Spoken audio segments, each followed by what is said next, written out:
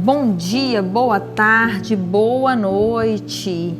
7º comentário de Ellen White sobre a lição da escola sabatina deste trimestre. E o título é A Vitória de Cristo sobre a Morte. Sábado, 5 de novembro. Pensem em quanto custou a Cristo deixar as cortes celestiais e assumir sua posição como cabeça da humanidade. Por que fez isso? Foi porque era o único capaz de redimir a raça caída. Não havia no mundo um ser humano que fosse sem pecado. O Filho de Deus desceu de seu trono celestial, depôs suas vestes reais e a coroa real, e revestiu de humanidade sua divindade. Veio para morrer por nós, para jazer na sepultura como ocorre com os seres humanos e para ressurgir para nossa justificação. Ele veio para ser experimentado em todas as tentações pelas quais o ser humano é cercado. Surgiu do sepulcro e proclamou sobre a aberta sepultura de José: Eu sou a ressurreição e a vida. João capítulo 11, versículo 25. Alguém igual a Deus passou através dos portais da morte em nosso favor. Provou a morte por todo o ser humano a fim de que por ele todos pudessem ser participantes da vida eterna. Nos lugares celestiais, página 13. Aprendemos, mediante a cruz, que o Pai Celestial nos ama com infinito e eterno amor e nos atrai a si com uma compaixão mais forte que a de uma mãe por seu filho errante. Ficaremos admirados de que Paulo tenha exclamado: Longe esteja de mim gloriar-me, senão na cruz de nosso Senhor Jesus Cristo. Gálatas capítulo 6, verso 14. É nosso privilégio também gloriar-nos na cruz do Calvário e entregarmos-nos inteiramente àquele que deu a si mesmo por nós. Então, com a luz do amor que irradia de sua face para a nossa, havemos de sair para refleti-lo sobre aqueles que se encontram nas trevas. Comentários de Ellen White, Comentário Bíblico Adventista, do 7º dia, volume 5, página 1266.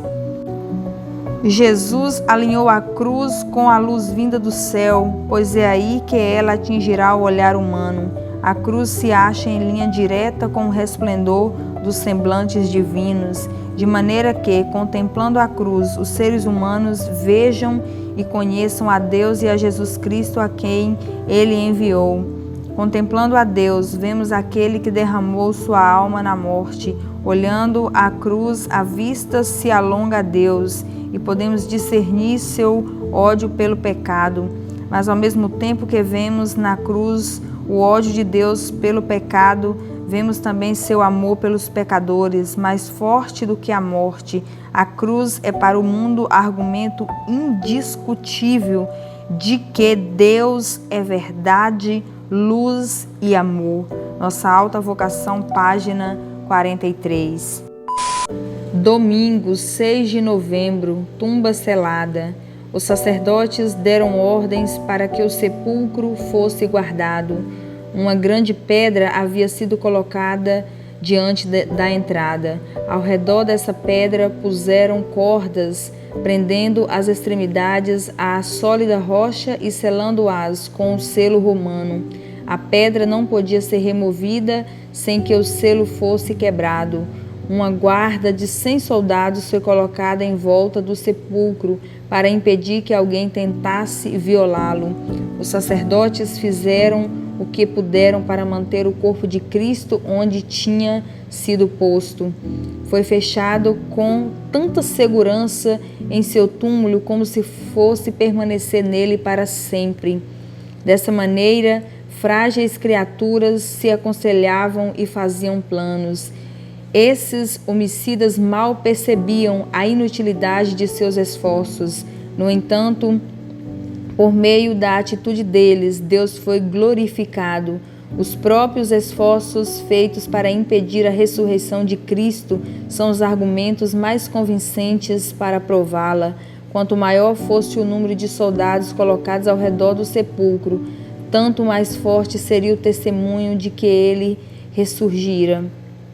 Os guardas e as armas romanas foram incapazes de limitar o Senhor da vida dentro do túmulo. Aproximava-se o momento de sua libertação. O desejado de todas as nações, página 625 e 626. Embora as autoridades judaicas tivessem realizado seu propósito diabólico de matar o Filho de Deus, suas apreensões não diminuíram nem morreu sua inveja. Misturado com a alegria da vingança satisfeita, havia um temor sempre presente de que seu corpo morto, repousando no sepulcro de José, pudesse voltar à vida. Por isso, os chefes dos sacerdotes e os fariseus dirigiram-se a Pilatos e disseram: Senhor, lembramos que, enquanto ainda estava vivo, aquele impostor disse: depois de 3 dias ressuscitarei. Ordena, pois, que o sepulcro dele seja guardado até o 3º dia, para que não venham de seus discípulos e, roubando o corpo, digam ao povo que ele ressuscitou dentre os mortos. Este último engano será pior do que o primeiro. Mateus, capítulo 27, versículos 62 a 64. Pilatos também não desejava que Jesus ressurgisse com poder para punir a culpa daqueles que o haviam executado, e colocou uma escolta de soldados romanos sob o comando dos sacerdotes. Levem um destacamento, respondeu Pilatos. Podem ir e mantenham o sepulcro em segurança como acharem melhor. Eles foram e armaram um esquema de segurança no sepulcro e, além de deixarem um destacamento montando guarda, lacraram a pedra. Mateus capítulo 27, versículos 65 e 66. Os judeus compreendiam a vantagem de terem essa guarda nas proximidades do sepulcro de Jesus. Colocaram um selo sobre a pedra que fechava o sepulcro, para que ele não fosse violado sem ser percebido, e tomaram todas as precauções contra qualquer prática fraudulenta dos discípulos em relação ao corpo de Jesus. Entretanto, todos esses planos e precauções apenas serviram para tornar maior o êxito da ressurreição e mais plenamente estabelecida a sua veracidade. História da Redenção, páginas 158 e 159. Segunda-feira não é dia de preguiça, é dia de estudar a escola sabatina, estudar a Bíblia e também ouvir os comentários de Ellen White e compartilhar com os amigos. Segunda-feira, 7 de novembro, ele ressuscitou. Ressuscitando Cristo dentre os mortos, o Pai glorificou seu Filho diante da guarda romana, perante o exército satânico e diante do universo celestial. Um anjo poderoso, usando um traje de guerreiro, desceu dissipando as trevas ao longo de seu trajeto e, rompendo o selo romano, removeu a pedra do sepulcro como se fosse um seixo, desfazendo no momento a obra efetuada pelo inimigo. Ouviu-se a voz de Deus chamando Cristo para fora de sua prisão. Os guardas romanos viram anjos celestiais prostrando-se reverentemente diante daquele a quem haviam crucificado. E ele proclamou acima do sepulcro aberto de José: Eu sou a ressurreição e a vida. João capítulo 11, versículo 25. Poderíamos achar surpreendente que os soldados caíssem por terra como mortos? Exaltai-o, página 103. Cristo foi o meio pelo qual ele pôde derramar seu amor infinito sobre o mundo caído. Deus estava com Cristo reconciliando consigo o mundo. 2 Coríntios capítulo 5, versículo 19. Deus sofreu junto com seu Filho na agonia do Getsêmani, na morte no Calvário. O coração do amor infinito pagou o preço da nossa redenção. Jesus disse: Por isso o Pai me ama, porque eu dou a minha vida para a reassumir. João capítulo 10, versículo 17.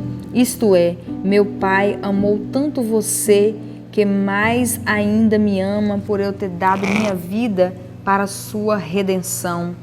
ao me tornar seu substituto, dando minha vida e assumindo sua dívida e sua transgressão. Sou amado pelo meu Pai. Por causa do meu sacrifício, Deus pode ser justo e assim mesmo o justificador daquele que crê em Jesus. Ninguém mais, a não ser o Filho de Deus, poderia realizar nossa redenção, pois somente aquele que estava junto do Pai é que o poderia revelar.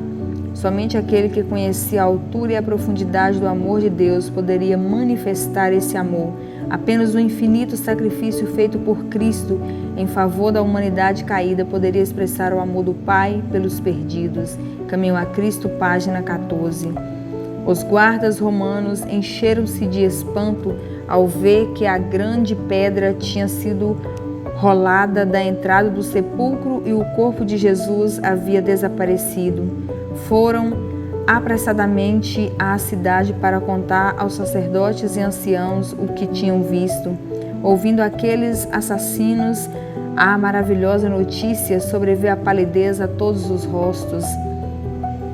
Foram tomados de horror ao pensamento do que haviam feito. Se a notícia era exata, eles estavam perdidos. Por algum tempo ficaram sentados em silêncio, olhando uns para os outros, não sabendo o que fazer ou dizer. Aceitar a notícia seria condenar-se. Foram à parte para se consultarem quanto ao que se deveria fazer. Raciocinaram que, se a notícia trazida pela guarda circulasse entre o povo, aqueles que mataram a Cristo seriam mortos como seus assassinos. Resolveram remunerar os soldados para conservar o assunto em segredo. Por amor ao dinheiro, a guarda romana vendeu sua honra e concordou em seguir o conselho dos sacerdotes e anciãos. Primeiros Escritos, página 174 e 175. Terça-feira, 8 de novembro, muitos ressuscitaram com ele.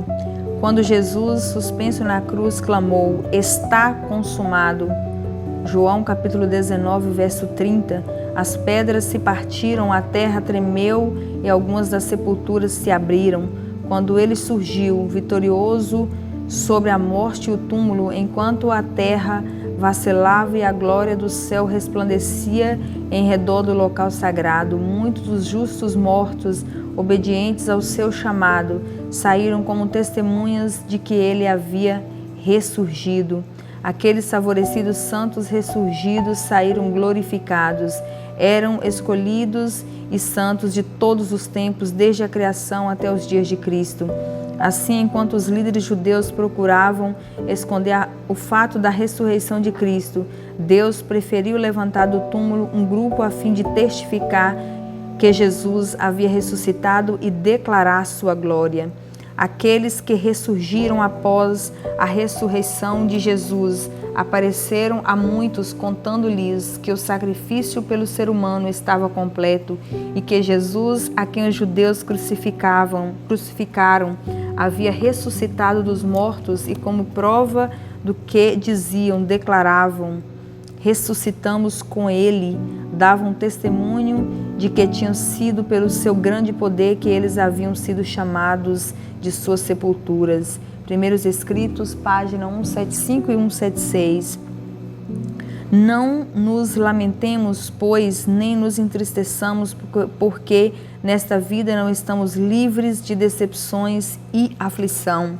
Se na providência de Deus somos chamados a suportar provações, aceitemos a cruz e bebamos o amargo cálice, lembrando-nos de que é a mão de um Pai que o traz aos nossos lábios.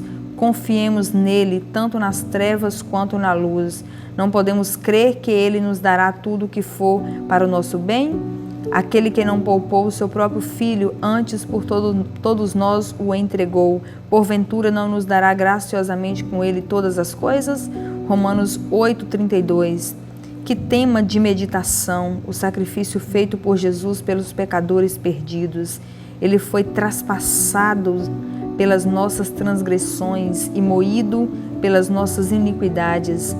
O castigo que nos traz a paz estava sobre ele, e pelas suas pisaduras fomos sarados. Isaías capítulo 53, verso 5. estimaremos as bênçãos assim postas ao nosso alcance? Poderia Jesus haver sofrido mais? Poderia haver comprado para nós mais ricas bênçãos? Em nosso estado atual, favorecidos e abençoados como somos, não podemos calcular de que profundidade fomos salvos. Não nos é possível medir quão mais profundas seriam nossas aflições, quão maiores nossas misérias, não nos houvesse Jesus rodeado com seu braço humano de compaixão e amor e nos erguido. Podemos nos alegrar na esperança. Ele morreu a fim de que pudesse lavar nossos pecados, revestir-nos de sua justiça e habilitar-nos para o convívio celestial, onde podemos habitar para sempre na luz. Testemunhos para a Igreja, volume 5, página 267 e 268. Quarta-feira, 9 de novembro, Testemunhas do Cristo ressurreto. Então, os dois viajantes, ainda ofegantes pela pressa com que tinham andado, contaram a maravilhosa história de como Jesus lhe aparecera, logo que eles a terminaram, enquanto alguns declararam que não podiam crer, por ser bom demais para ser verdade. Outra pessoa se apresentou perante eles. Todos os olhos se fixaram no estranho. Ninguém havia batido à porta pedindo para entrar e ninguém tinha ouvido ruído de passos. Os discípulos ficaram assustados e se perguntaram o que significava aquilo. Ouviram então a voz que não era outra senão a do Mestre. As palavras saídas de seus lábios soaram claras e distintas. Paz seja convosco. Lucas capítulo 24, versículo 36. Eles, porém, surpresos e atemorizados, acreditavam estarem vendo um espírito. Mas ele lhes disse: por que estáis perturbados? E por que sobem dúvidas ao vosso coração? Vede as minhas mãos e os meus pés, que sou eu mesmo. Apalpai-me e verificai, porque um espírito não tem carne nem ossos, como vedes que eu tenho. Dizendo isto, mostrou-lhes as mãos e os pés. O Desejado de Todas as Nações, página 643. Em sua reação a Tomé, Jesus deu a seus seguidores uma lição quanto à maneira pela qual devem tratar os que têm dúvidas sobre a verdade religiosa e que tornam essas dúvidas manifestas. Ele não esmagou Tomé com palavras de reprovação, nem entrou em discussão com ele, mas com notável condescendência e ternura revelou-se ao questionador. Tomé havia assumido uma posição irracional ao ditar as únicas condições sob as quais creria. Mas Jesus, por seu generoso amor e consideração, rompeu todas as barreiras que ele havia erigido. O debate persistente raramente enfraquecerá a incredulidade, ao contrário, a colocará numa posição de autodefesa, em que ela encontrará novo apoio e nova desculpa. Jesus, revelado em seu amor e misericórdia, como Salvador crucificado, fará brotar dos lábios antes relutantes o reconhecimento de Tomé: Senhor meu e Deus meu. Comentários de Ellen White, Comentário Bíblico Adventista do Sétimo Dia, verso 5, página 1288. Quinta-feira, 10 de novembro, as primícias dos que dormem. Cristo ressurgiu dos mortos como as primícias dos que dormem. Foi representado pelo molho movido e sua ressurreição teve lugar no próprio dia em que o mesmo devia ser apresentado diante do Senhor. Por mais de 1000 anos, essa cerimônia simbólica tinha sido realizada. Das searas colhiam-se as primeiras espigas de grãos maduros, e quando o povo subia a Jerusalém por ocasião da Páscoa, o molho das primícias era movido como uma oferta de ações de graças perante o Senhor. Enquanto essa oferenda não fosse apresentada, A foice não podia cortar os cereais, nem estes ser reunidos em molhos. O molho dedicado a Deus representava a colheita. Assim Cristo, as primícias, representava a grande colheita espiritual para o reino de Deus. Sua ressurreição é o tipo e o penhor da ressurreição de todos os justos mortos. A fé pela qual eu vivo, página 180. O valor que Deus dá à obra de suas mãos e o amor que tem por seus filhos revelam-se na dádiva que fez para redimir o ser humano. Adão caiu sob o domínio de Satanás, introduziu no mundo o pecado e pelo pecado a morte. Deus deu seu Filho unigênito para salvar o ser humano. Ele fez isso para poder ser justo e ao mesmo tempo justificador de todo o que aceita a Cristo. O homem vendeu-se a Satanás, mas Jesus resgatou a raça. Vocês não pertencem a si mesmos, Jesus os comprou com seu sangue. Não enterrem seus talentos, usem-nos para Deus. Seja qual for a atividade a que se dediquem, incluam Jesus nela. Se acham que estão perdendo o amor ao Salvador, renunciem à sua atividade e digam: eis-me aqui, Senhor. O que queres que eu faça? Ele os receberá misericordiosamente e os amará sem reservas. Ele os perdoará abundantemente, pois é misericordioso e paciente, não querendo que ninguém se perca. Nós e tudo quanto possuímos pertencemos a Deus. Não devemos considerar sacrifício dar-lhe as afeições de nosso coração. O próprio coração lhe deve ser entregue como oferta voluntária. Mensagem aos jovens, página 52. Jesus Cristo entregou a si mesmo como sacrifício completo em favor de todos os decaídos filhos e filhas de Adão. Ah, que humilhação foi suportada por ele! Como desceu passo a passo, cada vez mais baixo na estrada da humilhação. No entanto, jamais degradou a alma com uma única desprezível mancha do pecado. Sofreu tudo isso para que pudesse erguer, purificar, refinar e enobrecer a cada um de vocês e colocar-lhes sob seu trono como co-herdeiros dele mesmo. Como confirmarão a sua vocação e eleição? Qual é o caminho da salvação? Cristo declara: eu sou o caminho e a verdade e a vida. João 14, verso 6. Por mais pecaminosos e culpados que sejam, são chamados, são escolhidos. Chegai-vos a Deus e Ele se chegará a vós outros. Tiago, capítulo 4, versículo 8. O sangue de Jesus é um passaporte que nunca falha, por cujo intermédio todas as vossas petições podem ter acesso ao trono de Deus. Fundamentos da Educação Cristã, página 251 e 252. Sexta-feira, estudo adicional. Do ponto de vista moderno, não se acredita na ressurreição de Jesus. No entanto, a evidência histórica é tão forte que mesmo os que não aceitam a ressurreição são forçados a admitir que muitas pessoas acreditavam ter visto Jesus ressuscitado. Assim, grande parte da apologética anti-ressurreição consiste na tentativa de explicar o que poderia ter levado todas essas pessoas a crer que tinham visto o Cristo ressuscitado. Quais são os argumentos para explicar os relatos dos discípulos? Os discípulos tiveram alucinações em que viram Jesus ressurreto. Jesus não morreu, apenas desmaiou e depois retomou a consciência após ter sido tirado da cruz. 3. Jesus tinha um irmão gêmeo que os discípulos confundiram com o Cristo ressurreto.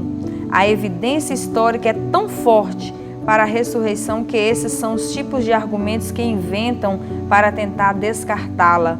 A voz que gritou na cruz: está consumado, João capítulo 19, verso 30. Foi ouvida entre os mortos, penetrou as paredes dos sepulcros, ordenando aos que dormiam que acordassem. Assim será quando a voz de Cristo for ouvida do céu. Ela penetrará as sepulturas e abrirá os túmulos, e os mortos em Cristo ressurgirão. O Desejado de Todas as Nações, página 632. Que Deus te abençoe e um feliz sábado para você e sua família.